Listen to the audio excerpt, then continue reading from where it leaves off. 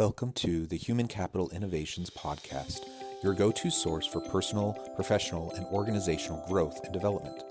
We hope you tune in often for all things people management, organizational development and change, organizational leadership, and social impact related. Maximize your personal and organizational potential with Human Capital Innovations Podcast.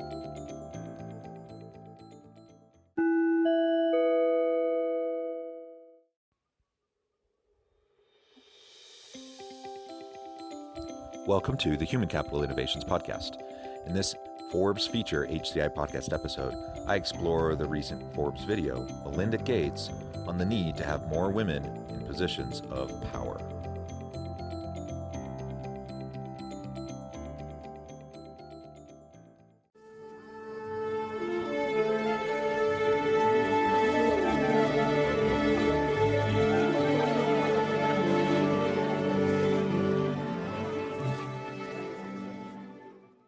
Welcome to the Human Capital Innovations Podcast. It's great to be with you again today for this Forbes feature HCI podcast episode. Today I'll be exploring the recent Forbes video, Melinda Gates, on the need to have more women in positions of power. We all know Melinda Gates as a philanthropist, a businesswoman, and a global advocate for women and girls. And of course, she's the co-chair of the Bill and Melinda Gates Foundation. In this brief video, she's interviewed by Forbes and talks about what she sees as the necessary path forward in order to start moving the needle in relation to women and gender equity in the workplace, particularly in relation to women having positions of leadership and power within organizations. Also, just to let you know, you may hear some geese in the background. I hope you all had a great Easter weekend. I'm at a cabin by a lake with my family, and I'm recording this episode while sitting out, looking out at the lake with ice across it and a lot of really noisy geese. But I think it's quite charming, so hopefully you will enjoy this episode. Thanks for joining me, and I'll catch you on the flip side of this first clip. This year has created this moment where trends obviously that would have taken years to move forward have accelerated. You talk about the need to have more women in positions of power. When we think about the urgent need to tackle some of these issues, juxtaposed with sometimes the timeline it can take to put more women into positions of power, the pipelines to really grow to maturity, how do you think about what we can be doing in both the public and private sector right now, or how us as individuals can be pushing this agenda forward in a more rapid way so that we can start to see these changes manifest themselves in a way that allows us for a faster recovery?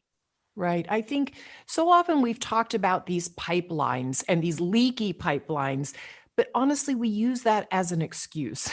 We need to talk about pathways. There are lots of different ways to come into an industry. It's not just one way. And I'll give you one example, tech. I think we should all care a lot about tech. It is pervasive in our society. I just saw you on your cell phone texting right before we got on this, right? We all use tech. But we need to give women pathways in. Today, the number of computer science graduates has gone down since the time I was in college. And it's because it's not a very welcoming place to go into technology. And yet we know if you have that first freshman class done right at college, more women will go into it and more women will persist and stay. If you give women opportunities for great internships early on and they get used to the tech industry and they say, wow, it's more creative than I thought. It's not just about zeros and ones, then they stay in the tech industry. But there are a whole host of things we need to do in industry after industry to break down the barriers and to create multiple pathways in for women and people of color, quite frankly, as well. I really like in this first clip how she focuses on reframing the question. The interviewer starts out by talking about pipelines, leadership, pipelines for women in the workplace. And there's reference to the leaky pipeline and how there's so many different reasons why women may leave along that path to take on future leadership roles within organizations. So she asks Melinda what we can do about it. And immediately she reframes the question. She says, it's not really about pipelines. It's not about creating more pipelines in having those reach maturity. In fact, she says the pipeline argument is really a red herring. And in fact, many organizations use it as an excuse for why they don't have more women in positions, responsible positions of power and leadership. And she reframes it. She says, no, we can't just think about pipelines and then make excuses for why women leave the pipeline ways. And we have to understand that there is more than one set way that a woman could find themselves in moving into leadership positions and positions of power within an organization. You don't have to go up through the traditional pipeline that an industry may have established. And she gives the example of the tech industry specifically, but I think we can see how this would apply across different industries. And I really appreciate her point, and I think it's spot on. Absolutely, we need to have pathways. One of my biggest frustrations, and this isn't even in relation to gender equity issues, but just generally speaking, for all employees and employers, it's really quite stupid the way companies and the way leaders often look at moving people up and promoting or giving people opportunities from outside the organization to take on increasingly more complex and responsible roles. And there's so much time and energy focused on these pipelines that often focus on, quite frankly, the wrong things that don't really matter. What really matters in today's globalized marketplace, hyper-competitive marketplace, is you need people with transferable skills who are agile, who can collaborate and are good communicators. And there's all these skills that are necessary. And it doesn't really matter if you came up through the pipeline in the tech industry. It doesn't really matter what you were doing before. If you have the skills, it doesn't matter if you have 10 years of experience or you have 2 years of experience, if it's good experience and you have the skills. And that's really what she's arguing for, is let's not get caught up in kind of our old assumptions about career progression. And let's look for people who actually have the capabilities to be successful in a particular role. And if we take that approach, generally how we try to staff our organization and promote people and even provide opportunities to promote within and give people career development opportunities. If we do that for everyone, it's going to help women as well. And in fact, it'll disproportionately help women who have been marginalized and had to deal with inequity issues for a long time, because they tend to take the burden of the home care, the child care, the elder care, all those sorts of things because of societal norms and expectations. And so you think about all these reasons why women may leave the traditional pipeline. Well, get rid of the pipeline. You don't even have to get rid of it, but stop thinking that the pipeline is the answer. Having multiple pathways so women with the capabilities can leave and have a child and then come back to their career without having it blown up and having to start from scratch. That's ridiculous. And there's so many things like that we need to consider as organizational leaders. Melinda is spot on this.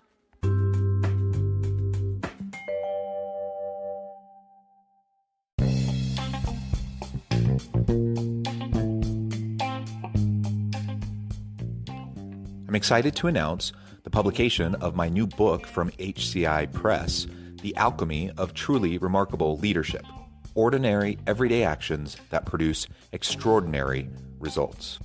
Consider how the nature of work has shifted over the past 50 years. With increased globalization, rapid technological advancement, and the shift in economic composition, the average job of today looks very different than the average job of 50 years ago. What will the jobs and organizations of tomorrow look like? Moreover, what does this all mean for organizational leaders? What are the core competencies and capabilities of organizations and their leadership that are prepared for continued disruption and geopolitical and socioeconomic shifts? Regardless of what the future holds, increasingly, leaders need to be socially minded, data-driven, decisive, champions of talent, and disruptors of the traditional notions of leadership, teams, organizations, and work. The Alchemy of Truly Remarkable Leadership will help you to explore your own leadership competencies and capabilities and consider ways to apply and implement them into your workplace and personal life.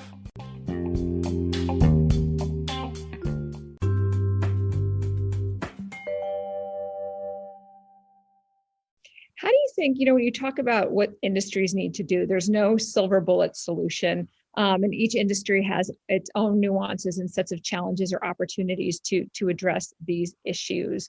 How do you think industry leaders need to start thinking differently about these pathways? This year, obviously, has brought these conversations to the forefront. We've seen people taking a lot more steps, and the public asking for more accountability to move the needle forward. But how do you think those in positions of power need to be thinking about this differently or prioritizing it on their agenda as we move into the new year? Well, I would say this: what gets measured is what gets done.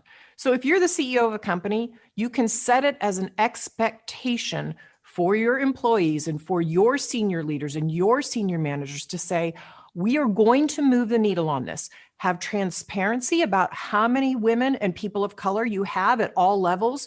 Look at it repeatedly, measure it, go back to it, look at the progress, and hold your managers accountable. They can do this. We see it in company after company that once it's committed to, and it's committed to on a shorter time frame, not 30 years from now, but in the next 5 years, then companies start to figure this out. And what I know is it is actually doable.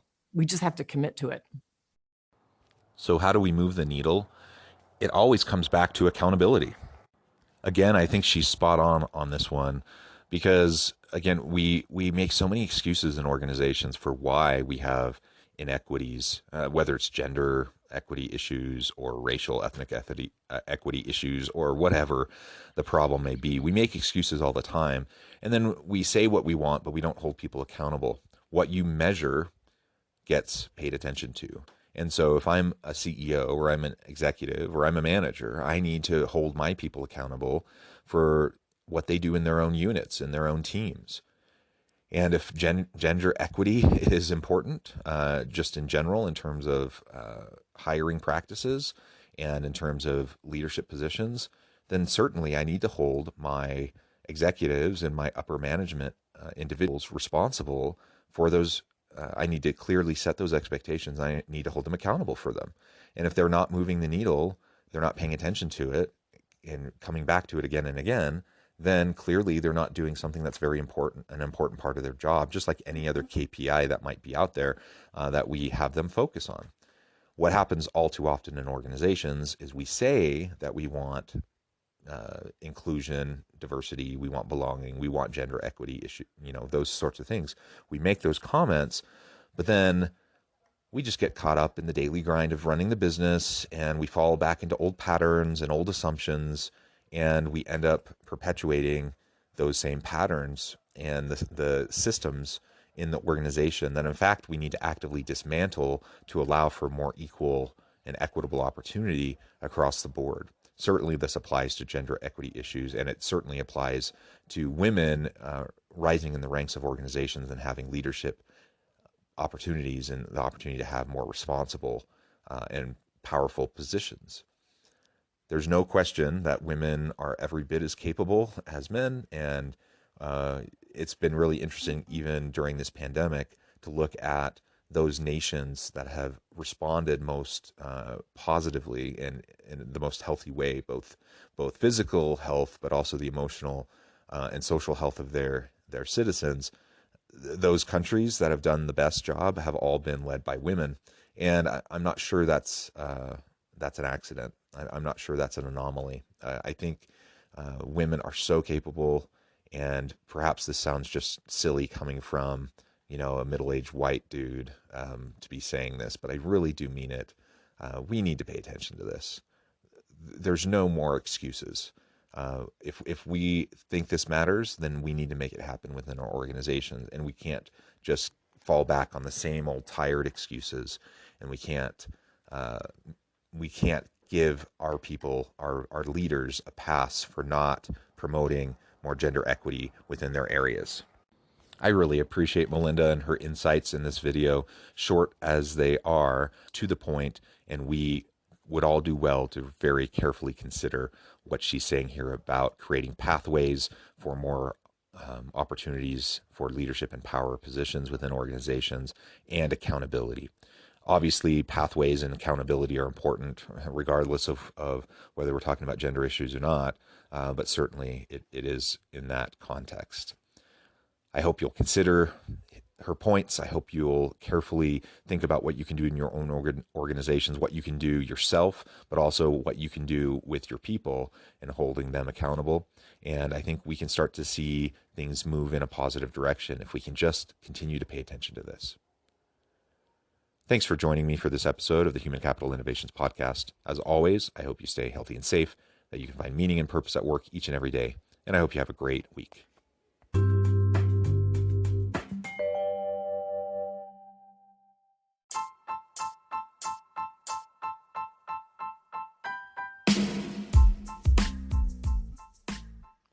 We are excited about the launch of HCI's new magazine, Human Capital Leadership.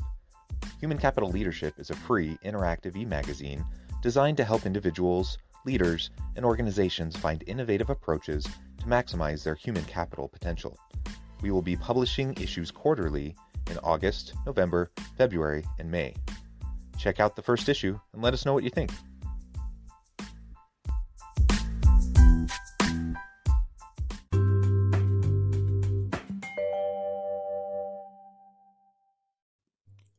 Thanks again for joining us for this episode of the Human Capital Innovations Podcast. I hope you stay healthy and safe and that you have a great week.